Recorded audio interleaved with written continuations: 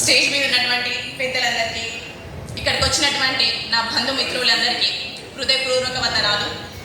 ఈ ఆహ్వానానికి ఈ కార్యక్రమానికి మమ్మల్ని ఆహ్వానించినటువంటి పెద్దలందరికీ ప్రత్యేకంగా కృతజ్ఞతలు తెలియజేసుకుంటున్నా. మా జీవితంలో ఇది మొదటి కార్యక్రమము, మర్చిపోలి కార్యక్రమం అంటే ఐలమ్మ గారి 39వ వర్ధంతి.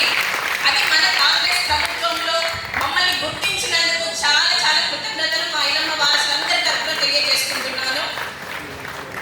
అసలు మాకు ఇంతటి గౌరవం దక్కడానికి మా వెనుకుండి మమ్మల్ని ఇక్కడి వరకు ప్రోత్సహించిన ప్రతి ఒక్కరికి చేతులెత్తి నమస్కారం తెలియజేసుకుంటున్నా. ఐలమ్మ అంటే ఒక పోరాటం, ఐలమ్మ అంటే ఒక శక్తి. అటువంటి శక్తి పోరాటాన్ని ప్రతి ఒక్క మహిళలో ఉండాలి. అటువంటి పోరాటమైన శక్తి అయినా మన గవర్నమెంట్ మనకు అందిస్తుంది. కాబట్టి మన మంత్రివర్యులు ఉన్నటువంటి ముఖ్యమంత్రి వారు ఒక మన సీతక్కను, సురేఖ మేడం గారిని చాలా మంది చెప్పుకుంటూ పోతే మహిళలకు చాలా ప్రాధాన్యత ఇచ్చారు.